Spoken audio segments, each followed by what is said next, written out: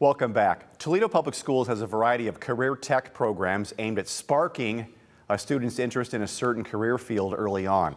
Take a look as Kaylee Kirby tests out her welding skills. Yes, I said welding skills. Kaylee Kirby over at Waite High School.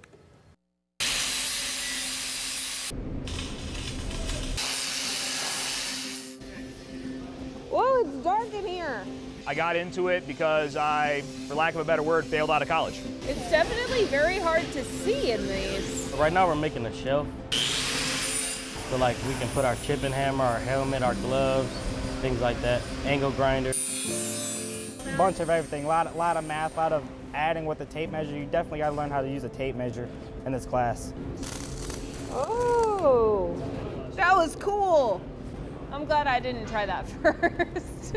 Sometimes it's actually kind of difficult. Sometimes there would be days where I'm just stuck trying to figure out what to make if I already finished the project. But then there's other days where it's simple.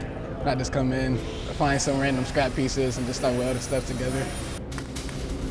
I don't know what just happened. I thought it'd be a better lifestyle to, weld and stuff.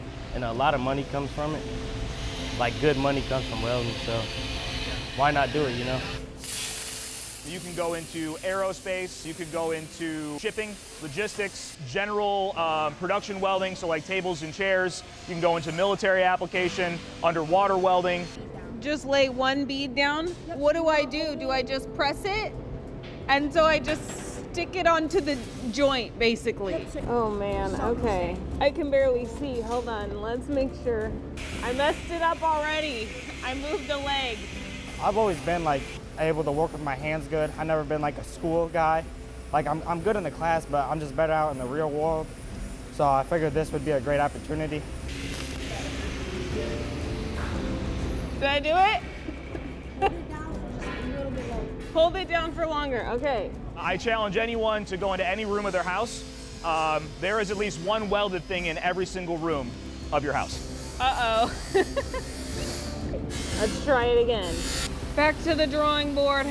I love taking a piece that isn't something and turning it into like a table or something. Like I just finished a consecutive table, it's called. Okay, let's try that.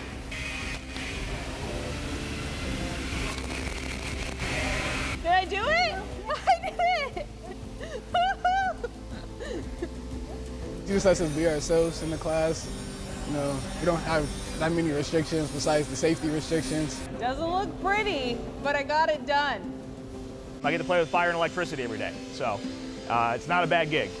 Here's my little elephant. Zach Kulwicki, Waite's welding instructor, joins us now to talk more about the program. Welcome, thanks for coming in. Thanks for having me. This is the finished product. This is Kaylee. Kaylee's off work today, but this is her elephant that she did. And I admire her for doing it because I tell you what, that whole thing intimidates the heck out of me because I have no business with anything with that kind of heat and power. It's not for the faint of heart, that's for sure. So tell me, I didn't realize this. So different TPS schools have different specialties in these. Give me an idea what they all have, different schools. So there are over 30 different programs across 12 different fields that are located at the 6 high schools in TPS. Waite particularly has auto collision, welding, and carpentry construction. Woodward has diesel mechanics. Start and Scott both have an advanced manufacturing program. We have cosmetology, we have barber, graphic design, CAD, you name it. We have basically a little bit for everybody. It's so funny, the world has changed in the last 5 years, whereas the school's functions were to push people toward a college education. Mm-hmm. And we're realizing that what's happening is we got people with just average paying jobs that are saddled with incredible, suffocating college debt. Mm-hmm. But the people that are in these tech programs, they're learning a really good trade. Salaries are great. Yeah. And you can make a really good income and go, have zero debt when you get married and start raising a family. Yeah. When I went to high school, the mantra was always, if you want a good job, you got to go to college. Yeah. If you want a good job, you got to go to college. And I actually, the piece was correct. I actually failed out of college. I didn't like what I was doing. I didn't like where I was at. I felt very defeated. So my grades dropped below 2.0. I got kicked out, and my wife, who was my girlfriend at the time, said, I'm not dating a deadbeat, so figure out what you want to do. And she gave me some inspiration, and one thing led to another, and it ended up in the welding field, and I love every minute of it. And some of these kids going out of high school, if they don't choose college as their path for life, they can go into one of the trade unions and they can start making anywhere between $15 to $20 an hour to start, and go all the way up to, you know, $30, $40 an hour, and that's not with retirement and pension and all of the other things. You know, I was very fortunate when I was going into college. I knew exactly what I wanted to go into.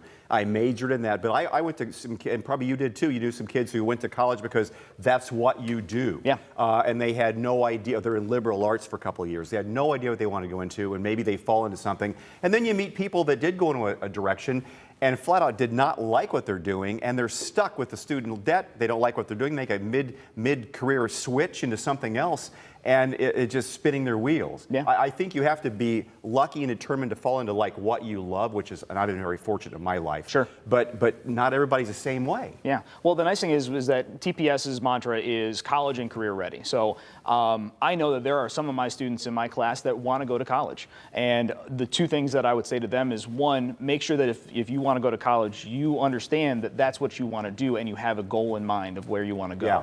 And still learn welding, because if all else fails, you can still use that as a backup. You can still fall back on that. It's like riding a bike. You're never going to forget those skills that you learn in any of these classes that you take in high school. Welding's high tech too, isn't it? Talk about the changes in that. So we actually just got a robotic welding cell in February of last year. We're looking to set it up. We have a CNC plasma cutter as well. The world is moving to more automation.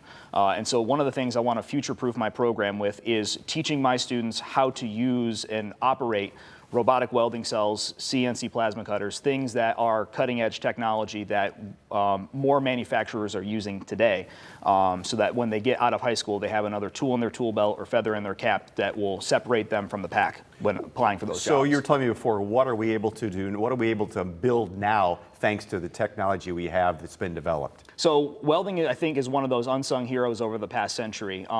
So for instance, the Burj Khalifa, which is the tallest building in the world, the Trans-Alaskan Pipeline, which is one of the longest pipelines in the US, 800 miles, something like that. Those things would not have been able to be made without electric arc welding.